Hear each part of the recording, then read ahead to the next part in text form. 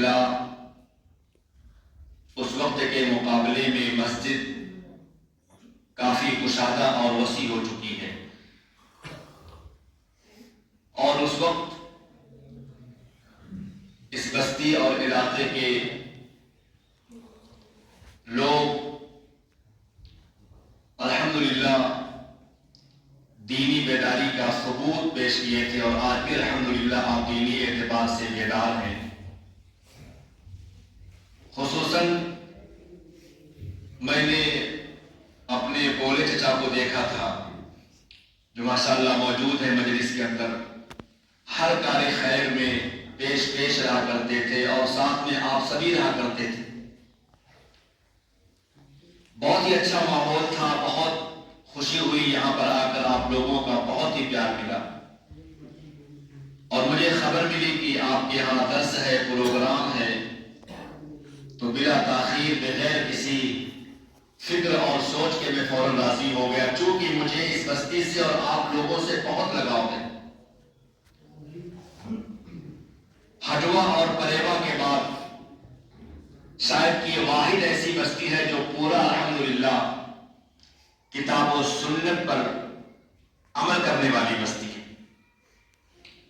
اور آج کے اس محفل اور مجلس کے اندر مجھ ناچیز اور خاکسار کو آپ حضرات کے سامنے جس عنوان کے تحت لب کشائی کرنے کے لیے کہا گیا ہے وہ ہے سوشل میڈیا اور اس کی تباہ کاریاں۔ حالات حاضرہ کے مطابق اور موضوع کو سامنے رکھتے ہوئے میں نے سورۃ النحل کی آیت کریمہ کا انتخاب کیا ہے۔ اللہ رب العالمین نے اپنے بندوں کے اوپر بہت سارے انعامات اور اکرامات دیے ہیں، اور ان نعمتوں کا تذکرہ کرنے کے بعد اللہ رب العالمین نے کچھ پیشن گوئی بھی فرمائی ہے، اپنی نعمتوں کا تذکرہ کیا، والخیل والبغال والحمیر لترکبوها وزینہ ویخلق ما لا تعلمون۔ اے اولاد آدم، ہم نے تمہیں بہت سی چیزوں سے نوازا ہے، ہم نے گھوڑے، خچر، گدھے ہم نے تمہارے لیے پیدا کیے ہیں، لترکبوها تاکہ تم ان کی سواریاں کر سکو، وزینۃً اور یہ سواریاں تمہارے زندگی کا ایک حصہ ہے، تمہارے لیے زینت اور خوبصورتی کا سامان ہے، وَيَخْلُقُ مَا لَا تَعْلَمُونَ اور وہ اللہ تعالیٰ مستقبل میں ایسی چیزوں کو پیدا کرنے والا ہے جسے تم جانتے ہی نہیں ہو۔ اس آیت کریمہ پر ہم اور آپ غور کریں۔ رب العالمین نے نزول قرآن کے وقت ان سواریوں کا تذکرہ کرنے کے بعد اللہ رب العالمین پیشن گوئی فرما رہا ہے اور یہ خبر دے رہا ہے، اے لوگوں، دنیا کے مستقبل میں، تاریخ کے مستقبل میں ایسی چیزوں کو بنانے والا ہوں، ایسی چیزوں کو پیدا کرنے والا ہوں، ایسے نئے وسائل، نئی ایجادات بروئے کار آنے والی ہیں جس سے نزول قرآن کے وقت کے لوگ بالکل نا آشنا اور نا واقف ہیں۔ اللہ تبارک و تعالیٰ یہ پیشن گوئی فرما رہا تھا اس وقت جب قرآن اتر رہا تھا، اور اس وقت سے لے کر کے 1400 سال تک لوگ قرآن کریم کی آیت کو پڑھتے رہے، تلاوت کرتے رہے اور اس پیشن گوئی کو سمجھتے رہے، اور آج وہ پیشن گوئی جسے ہم اور آپ پڑھا کرتے تھے حقیقت بن کر کے ہمارے سامنے آ چکی ہے۔ آج وہ پیشن گوئی نہ رہی، چونکہ رب العالمین نے اولاد آدم کو شرف دیا ہے، اولاد آدم کی تکریم فرمائی ہے۔ اللہ رب العالمین نے اولاد آدم کو مکرم بنایا ہے، وَلَقَدْ كَرَّمْنَا بَنِي آدَمَ وَحَمَلْنَاهُمْ اے اولاد آدم، ہم نے تمہیں مکرم بنایا ہے، ہم نے تمہیں عقل دی ہے، ہم نے تمہیں شعور دیا ہے۔ اولاد آدم نے ان شعور اور عقل سلیم کو بروئے کار لا کر ایسی نئی چیزوں کو، جدید وسائل کو پیدا کر دیا ہے۔ انسان آج حیران ہے، کبھی کسی دور میں جب ٹیلی ویژن ایجاد میں آئی تھی، لوگ سوچ رہے تھے دنیا ترقی کر گئی ہے، دنیا یہاں تک پہنچ گئی ہے کہ ہم کسی کو دیکھ سکتے ہیں، ہم کسی کو براہ راست سن سکتے ہیں، لیکن آج کے اس دور میں سوشل میڈیا کی موجودگی میں اور جدید وسائل کی موجودگی میں آج ٹیلی ویژن کی حیثیت بے معنی ہو کر کے رہ گئی ہے۔ حضرات گرامی قدر، میں کہنا چاہتا ہوں انسان نے جب سے سوشل میڈیا اور جدید وسائل کی دریافت کی ہے، ہماری رفتار بدل گئی، ہمارے تصورات بدل گئے، ہمارے لیل و نہار بدل گئے، ہمارے شب و روز بدل گئے، اور یہ دنیا اپنے تمام تر وسعتوں کے باوجود سمٹ کر کے ہمارے سامنے آ چکی ہے۔ فاصلے ختم ہو گئے، مسافت ختم ہو گئے، لہذا انٹرنیٹ سوشل میڈیا کے اندر، لہذا سوشل میڈیا کی ایک دنیا ہے جس کے سامنے نوجوان بیٹھ کر کے اپنے شب و روز کو گزارا کرتے ہیں۔ فیس بک پر، یوٹیوب پر اور اسی طریقے سے انسٹاگرام پر ان تمام چیزوں کے سامنے بیٹھ کر کے ہمارے نوجوان اپنے اوقات کو گزارا کرتے ہیں۔ میں ان کو حرام ابھی نہیں کہتا ہوں، میں ان کو ملعون نہیں کہتا ہوں، میں ان کے اوپر کوئی پابندی عائد نہیں کرنا چاہتا ہوں، چونکہ ہمارا موقف یہ ہے، ہمارا خیال یہ ہے کہ فی نفسی ہی یہ سوشل میڈیا، یہ جدید وسائل جنہیں ہم اور آپ استعمال کر رہے ہیں، فی نفسی ہی اس میں نہ خیر ہے نہ شر ہے،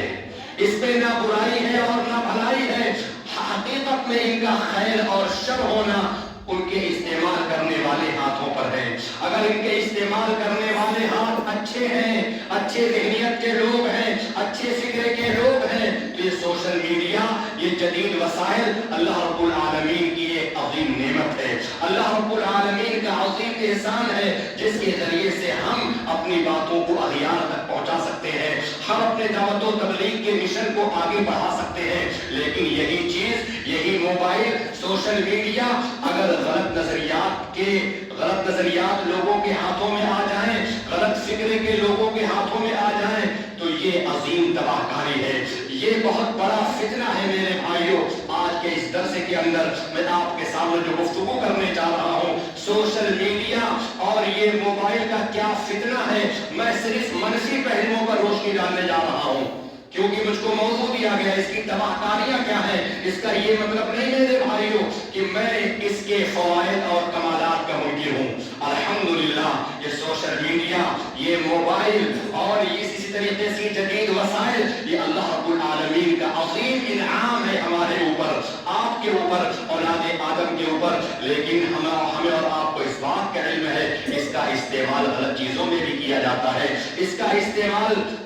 فائدے کی چیزوں میں کم ہے اور غلط چیزوں میں اس کا استعمال بہت ہی زیادہ ہے۔ اسی لیے ایسے موضوعات کا انتخاب علماء کرام کیا کرتے ہیں تاکہ ہم اپنے نوجوان کو، اپنے لوگوں کو، کتاب و سنت سے منسلک افراد کو ہم بتا سکیں اس کے فوائد یہ ہیں الحمدللہ اور اس کے نقصانات یہ ہیں۔ اور کسی نے کہا، پیارے نبی جناب محمد رسول اللہ صلی اللہ علیہ وسلم نے بعض ایسی حدیث کی جانب اشارہ کیا تھا کہ ایک ایسا فتنہ آئے گا، ایک ایسا فتنہ آئے گا جو تمام امت کو، تمام افراد کو اپنے لپیٹے میں لے لے گا۔ چنانچہ عوف بن مالک رضی اللہ تعالی عنہ جنگ تبوک کے موقع پر پیارے نبی جناب محمد رسول اللہ صلی اللہ علیہ وسلم کی خدمت میں حاضر ہوتے ہیں۔ پیارے نبی جناب محمد رسول اللہ صلی اللہ علیہ وسلم لکڑی کے خیمے میں تشریف فرما ہے۔ اللہ کے نبی نے کہا عوف اندر آ جاؤ۔ حضرت عوف بن مالک اللہ کے نبی صلی اللہ علیہ وسلم کے چہرے کو دیکھا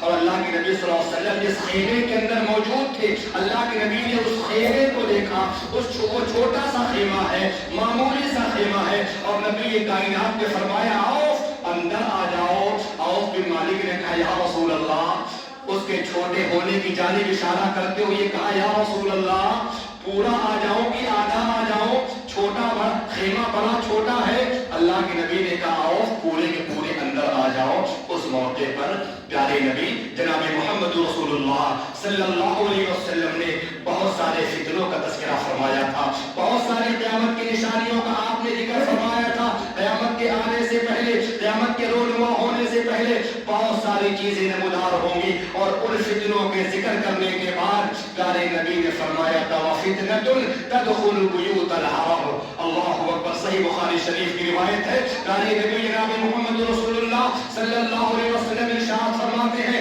ایسا فتنہ رونما ہوگا، ایسے فتنے سر اٹھائیں گے جو فتنہ عرب کے تمام گھروں میں داخل ہو جائے گا۔ مسند احمد کی روایت ہے، پیارے مصطفیٰ نے فرمایا وَفِتْنَةٌ يَدْخُلُ حَرُّهَا بَيْتَ كُلِّ مُسْلِمٍ۔ ایسا فتنہ ہوگا، ایسے جدید وسائل رونما ہو جائیں گے جو مسلمان کے ہر گھروں میں داخل ہو جائے گا۔ یہ حدیث پاک آج کے اس نئی ایجادات، جدید وسائل اور نئی ایجادات پر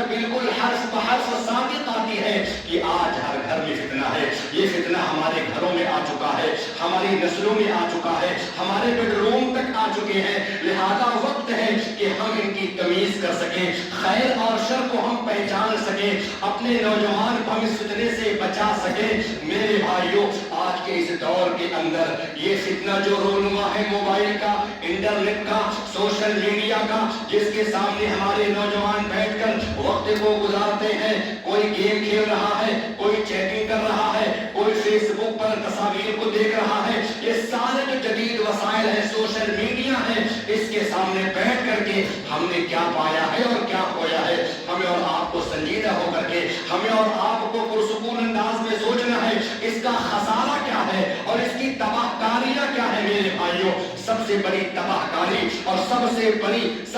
بڑا خسارہ اور سب سے بڑا فتنہ یہ ہے کہ آج کے اس دور میں سوشل میڈیا کے آ جانے کے بعد, انٹرنیٹ کے وجود میں آ جانے کے بعد وقت کی قدر و منزلت نہ رہی, وقت کی اہمیت نہ رہی, وقت بے معنی ہو کر کے رہ گیا, وقت بے حیثیت ہو کر کے رہ گیا. چنانچہ کیا نوجوان ہیں, کیا بوڑھے ہیں, کیا بچے ہیں, سبھی لوگ انٹرنیٹ اور سوشل میڈیا کے اوپر حرکت میں آ چکے ہیں. نوجوانوں کی نوجوانی تباہ ہو رہی ہے, بچوں کا بچپن تباہ ہو رہا ہے, لڑکوں کا لڑکپن ضائع ہو رہا ہے, جبکہ وقت حیات ہے, جبکہ وقت زندگی ہے, وقت ایک عمر ہے, وقت کا ضیاع زندگی کا ضیاع ہے, وقت کا ضیاع عمر کا ضیاع ہے. میرے بھائیوں, لہذا آج یہ موبائل کے آ جانے کے بعد اگر آپ کسی بچے کو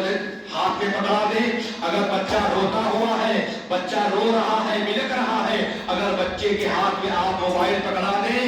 بچہ رونا بند کر دے گا. اور یہی موبائل کو آپ نوجوان کے ہاتھ میں اگر آپ پکڑا دیں, نوجوان سونا بند کر دے گا اور اسی میں لے کر کے رات بھر وہ جاگتا رہے گا. ابھی ہمارے